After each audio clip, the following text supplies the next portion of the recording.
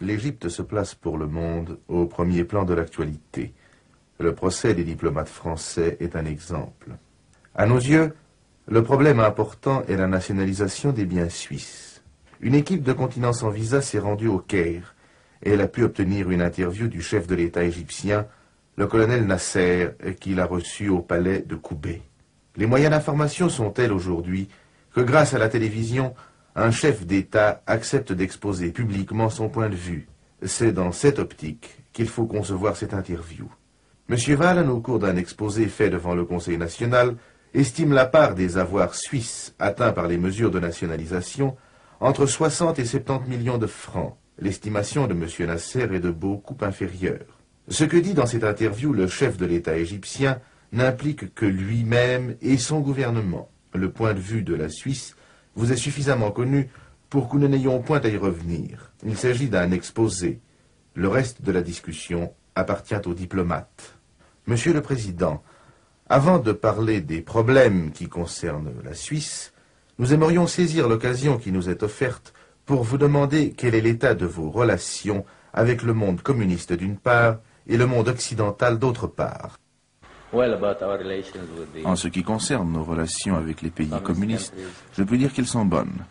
Nous avons établi des relations avec les pays communistes arabes dans les domaines culturels et économiques. Avec l'Union soviétique, nos rapports sont bons.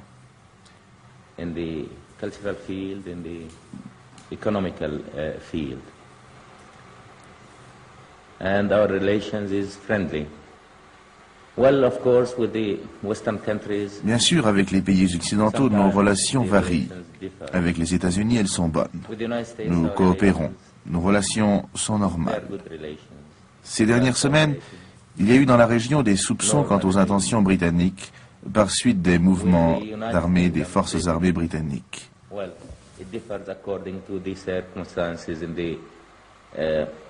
Middle East and the area. During the last few weeks, there were suspicions all over this area about the intentions of Britain because of the movements of the armed forces of Britain.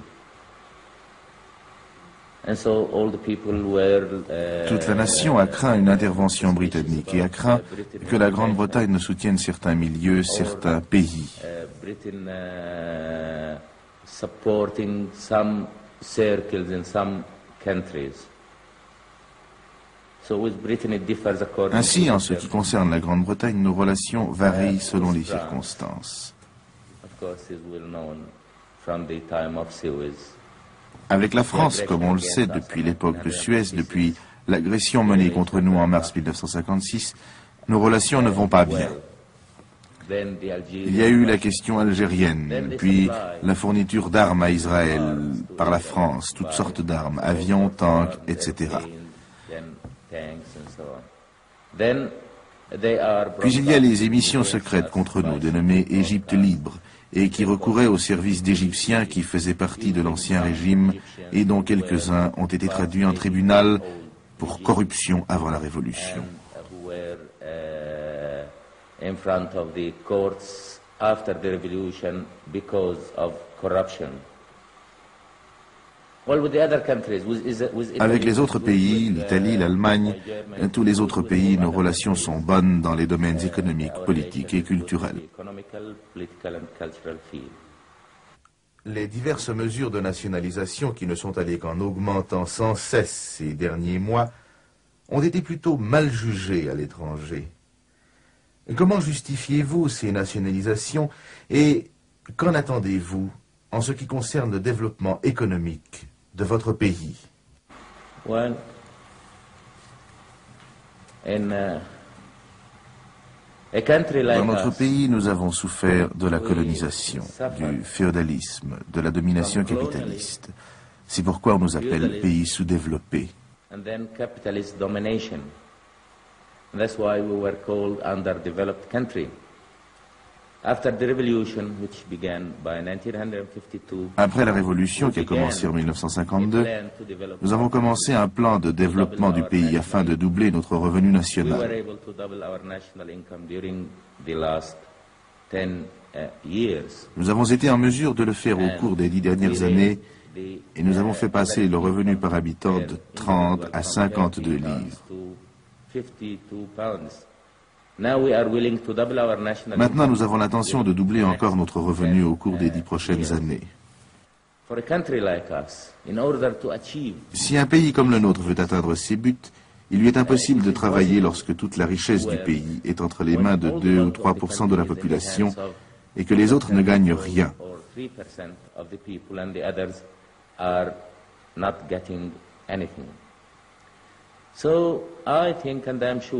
Je crois que c'est la seule façon par laquelle un pays insuffisamment développé peut se développer.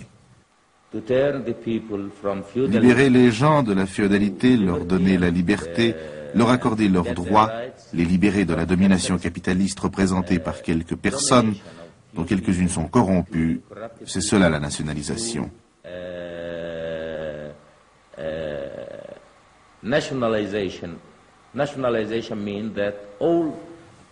Nationalisation signifie que tous les biens nationalisés sont entre les mains du peuple et sont gérés par le peuple. Je crois que comme ça, nous pourrons atteindre notre but en moins de 10 ans et doubler une fois encore nos revenus.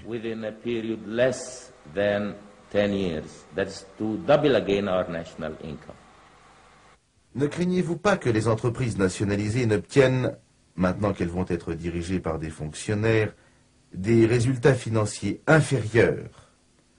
Ne croyez-vous pas que la façon dont ces affaires étaient gérées jusqu'à présent par un personnel dynamique et intéressé au rendement était meilleure?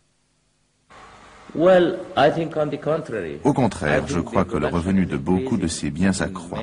Ceux qui ont été touchés par les nationalisations étaient moins de 5 000 sur une population globale de 27 millions d'habitants.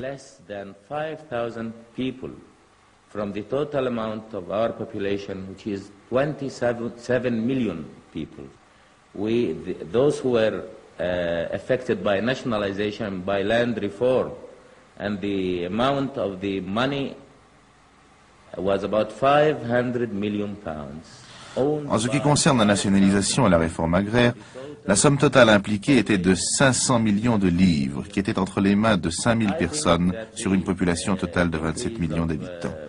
Je crois que la production s'accroîtra, ainsi que les investissements. Je vous signale qu'en 1952, les investissements aux fins d'industrialisation étaient de 2 millions de livres. Cette année, ces mêmes investissements ont été de 120 millions.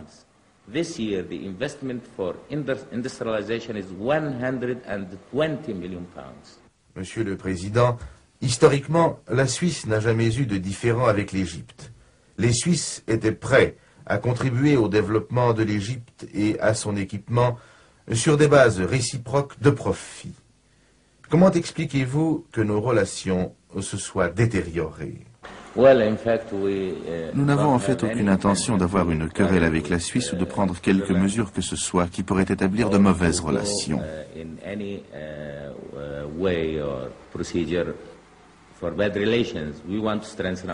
Nous voulons renforcer et poursuivre nos relations amicales. Les problèmes auxquels nous faisons face ne sont pas de grands problèmes, ce sont des problèmes mineurs.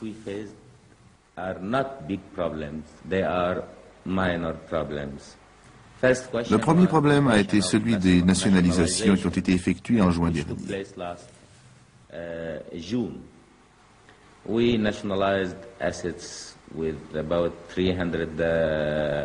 Nous avons nationalisé des biens d'une valeur de 300 millions de livres, en plus de la valeur des terres que nous avons saisies.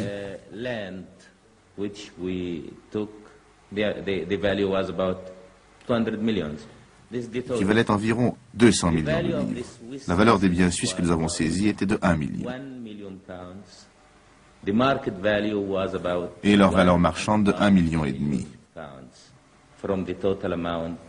Ceci sur une somme totale de 500 millions de livres. Cette mesure n'était bien sûr pas dirigée contre les Suisses, mais faisait partie de mesures générales adoptées ici, dans le pays.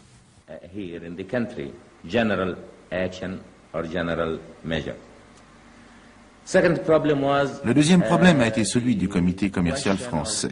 Nous avons arrêté ces gens parce qu'ils complotaient pour assassiner le président de cette république. Il y a eu des preuves. Ces gens ont dit dans leurs aveux qu'ils se sont servis de l'ambassade de Suisse pour dactylographier les tracts qu'ils ont distribués dans ce pays. Ils en ont distribué 26. Those people said in their confessions that they used the Swiss embassy to type their loose leaves, which they distributed in this country. They distributed 26 loose leaves. Well, then we were subjected to attacks from Swiss press. La presse suisse a lancé contre nous des attaques disant que nous les avons accusés. Personne parmi nous, ni aucun officiel, n'a prononcé d'accusation contre eux. Mais tout ce qui a été dit l'a été par les Français, ceux mêmes qui ont été arrêtés. Je pense que ce sont là des problèmes mineurs et que nos deux pays doivent s'efforcer de surmonter ces problèmes afin de pouvoir poursuivre et renforcer nos relations amicales.